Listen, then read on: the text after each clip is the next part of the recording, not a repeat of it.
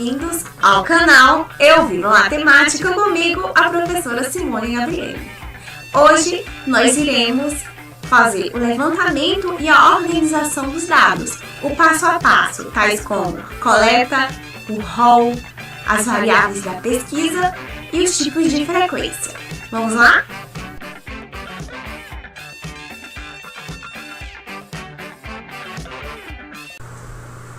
Coleta de dados. A coleta de dados é o primeiro passo para a gente conseguir montar uma tabela e um gráfico. Segundo Dante, para fazer uma coleta de dados estatísticos, precisamos primeiro entender que nem sempre será possível ter uma população completa, ou seja, integral, dependendo do que será pesquisado. Vamos aos exemplos. No exemplo 1, nós temos aqui a idade média das pessoas de sua classe. É muito fácil a gente conseguir essa média de idades. Por quê? Porque você está todo dia com seus colegas de classe, então é mais fácil fazer esse levantamento, certo? Exemplo 2. Intenção de votos para a presidência da República. Aí eu te pergunto, como é que a gente vai conseguir fazer um levantamento de intenção de votos com milhões de pessoas? Você é morador da cidade de Santo Amaro da Bahia. Então fica um pouco complicado.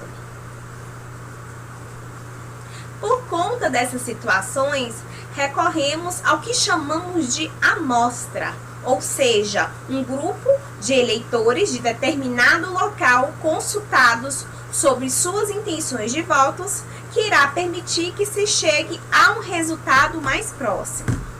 Vamos ao exemplo prático. Digamos que esse círculo aqui, digamos que seja um círculo, né? E esses pontinhos que eu estou fazendo aqui seja a população do Brasil, certo? Então, o que é que eu vou fazer? A amostra vai ser o quê? Eu pegar um pedacinho dessa população, que vai ser minha amostra,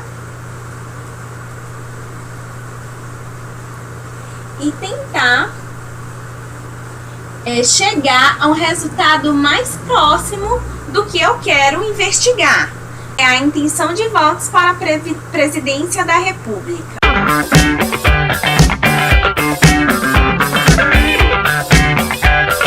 Levantamento e organização dos dados.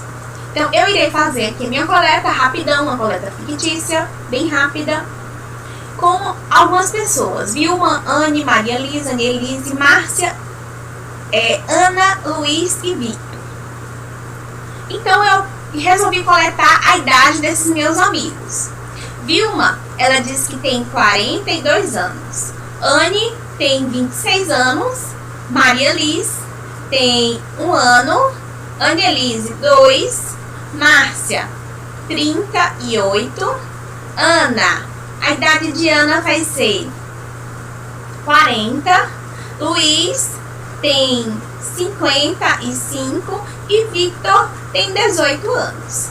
Então, eu fiz esse levantamento com as idades dos meus amigos, né? Então, vamos colocar aqui idade dos meus amigos.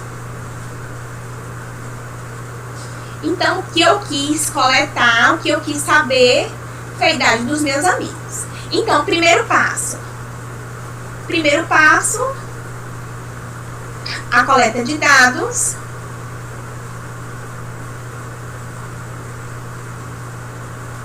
Segundo passo, vai ser a organização dos dados, e essa organização vai ser através do rol. Como os dados aqui eles estão do jeito que eu coletei, eu vou ter que organizar ele do menor para o maior, ou do maior para o menor, mas a forma mais usual é do menor para o maior. Então, vamos à organização. Quem é a menor idade aqui? Vai ser a de Maria Liz. Então, Maria Liz Depois vai vir quem? Anielise.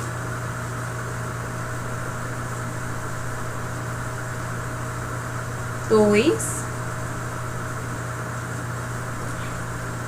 Agilizando a situação, então eu organizei aqui. Maria Liz 1, Anielise 2, Victor 18, Anne 26, Márcia 38, Ana 40, Vilma 42 e por último, o maior número, Luiz 55. Primeiro passo, segundo passo, ok. Vamos ao terceiro passo. O terceiro passo é a gente entender quais são as variáveis da pesquisa. As variáveis da pesquisa, elas podem ser qualitativas ou quantitativas. As qualitativas, que essa daqui está escrita em vermelho, ou seja, adjetivos ou atributos, elas podem ser classificadas como ordinal e nominal.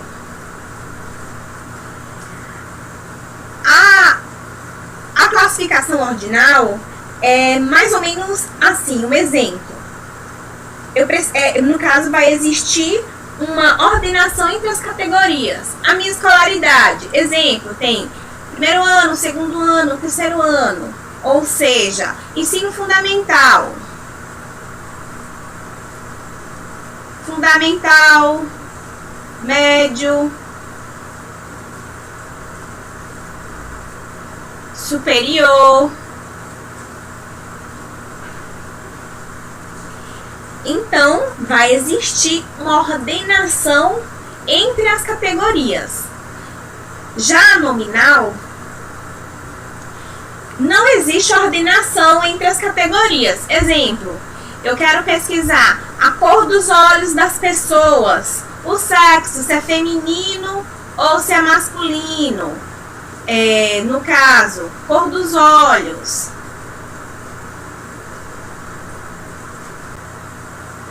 Já as variáveis qualitativas são caracterizadas porque podem ser descritas por números e pode ter a classificação de discreta e contínua. A discreta são números inteiros. Exemplo, vamos dar aqui um exemplo prático. O número de filhos. Número de filhos. Inteiros, são números inteiros. É 1, é 2, é 3, é 4. Então, é uma variável avaliada por números que podem ser contados de forma inteira. Já a contínua, a classificação contínua, são números reais. O que são números reais? São números não inteiros. Logo, um exemplo, a altura. Eu vou pesquisar a altura das pessoas da minha casa. Vai ter, digamos, 1,65 m, outro 1,70 m. Então, são números não inteiros. Então, discreta, número inteiro, contínua, números reais.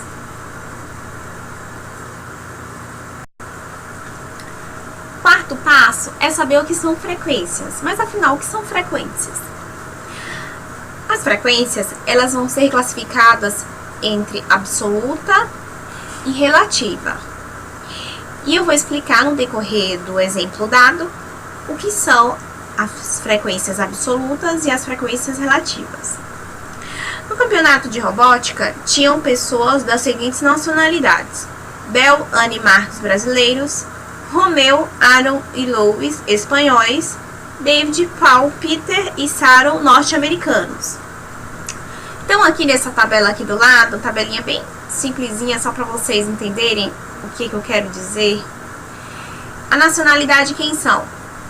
Brasileiros, espanhóis e norte-americanos. Quantos brasileiros nós temos na competição? Bel, Ana e Marcos. 3 brasileiros. Espanhóis, quantos espanhóis temos na competição?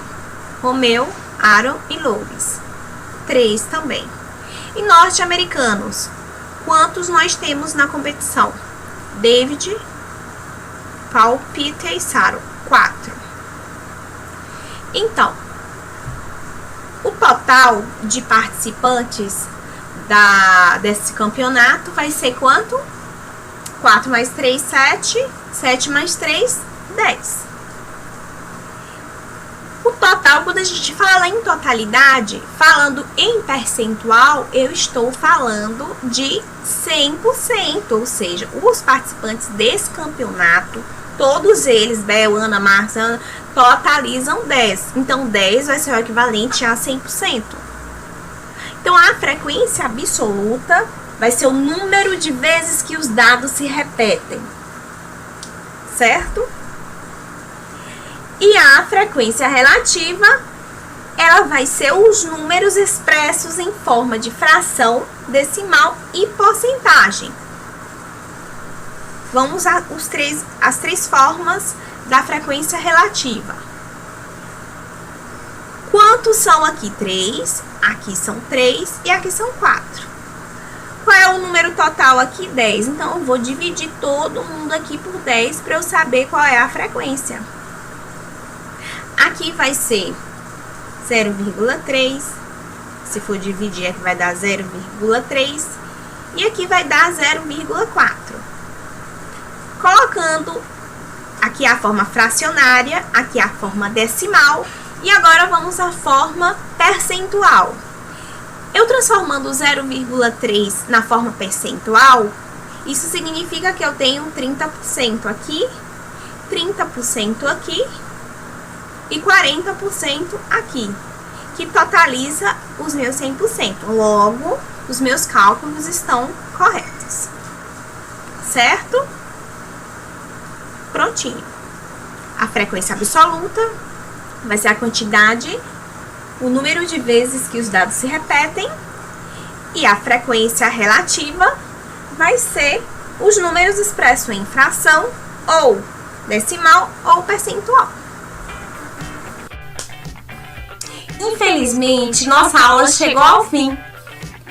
Mas na próxima aula estou preparando uma aula sobre tabela e construção de gráficos para você na planilha do Google Drive. Desde já, baixe sua planilha no seu smartphone, no seu tablet, no seu computador, para a gente conseguir aprender um pouquinho mais na próxima aula. Tchau, tchau!